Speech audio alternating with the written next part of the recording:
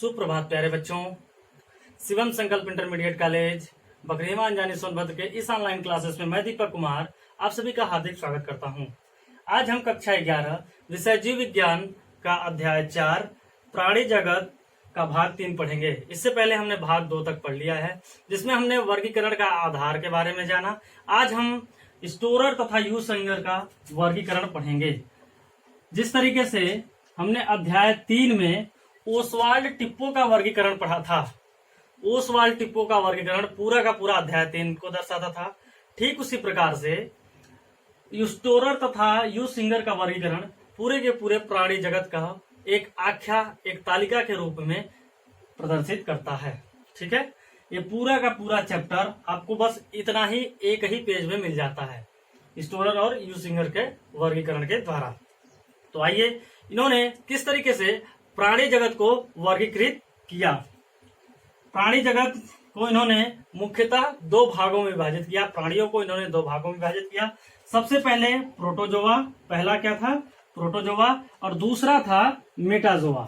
ठीक है, प्रोटोजोआ सभी एक कोशिकीय जीव थे, यानी प्रोटोजोआ के अंतर्गत कैसे प्राणी थे, एक कोशिकीय प्राणी थे, यूनिसेलुलर, यानी जिनकी शरीर की संरचना एक कल कोशिका से बनी थी, यानी सिंगल सेल से इनके शरीर की संरचना बनी थी। जैसे अमीबा, पैरामीशियम, यूग्लिना, ये सभी जंतुओं को जो आप जानते हैं वो प्रोटोजोआ के अंतर्गत आते हैं। प्रोटोजोआ के अंतर्गत सभी एक कोशिकीय जीव आते हैं। ठीक है, स्टोरर तथा यू सिंगर ने प्रोटोजोआ के अंतर्गत एक कोशिकीय जीवों को रखा।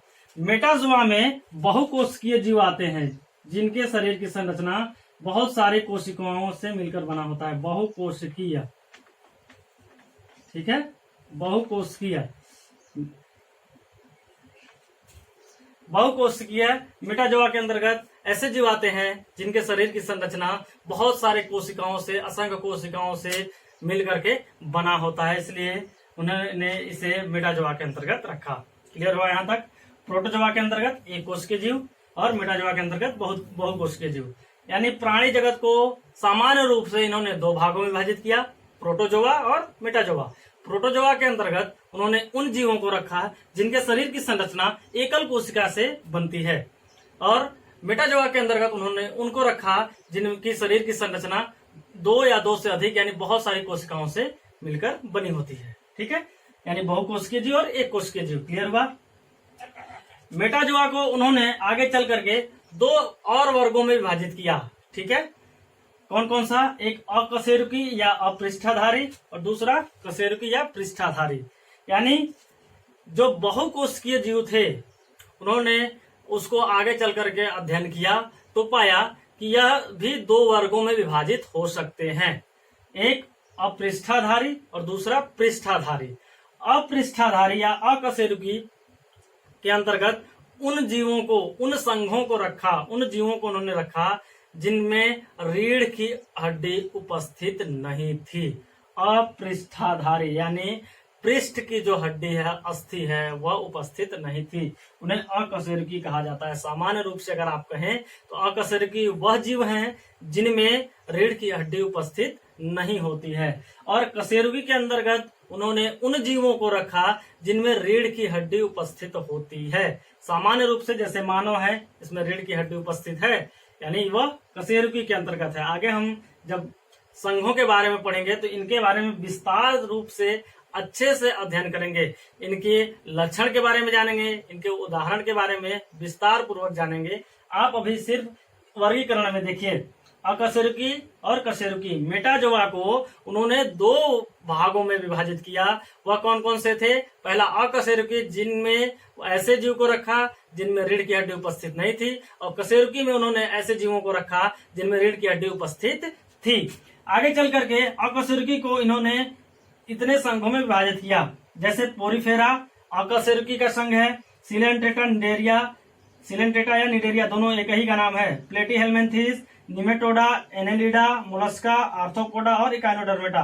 आर्थ्रोपोडा इनमें ऐसा संघ है जो सबसे बड़ा संघ होता है। वो आगे हम बोले कि आपको विस्तार पूर्वक इन सभी संघों के बारे में अध्ययन कराया जाएगा।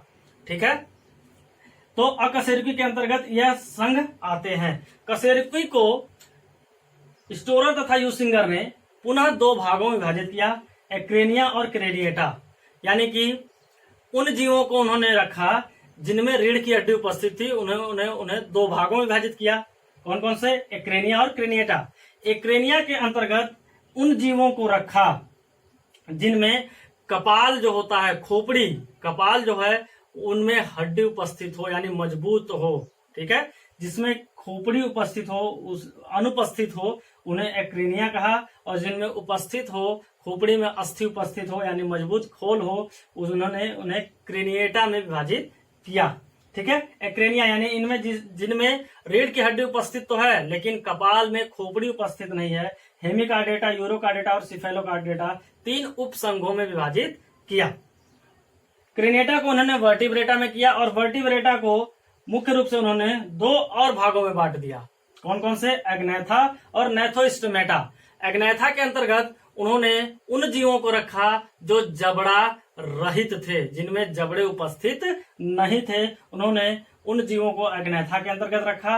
आगे हम चल करके जानेंगे कि कौन किन जीवों में जबड़े उपस्थित होते हैं या जबड़े उपस्थित नहीं है। यानी कि एग्नेथा के बारे में जानेंगे और नेथोस्टोमेटा के बारे में जानेंगे। नेथोस्टोमेटा में उन्होंने यूसिंगर तथा स्टोरर ने उन जीवों को रखा जिनमें जबड़े पूर्णतः उपस्थित थे।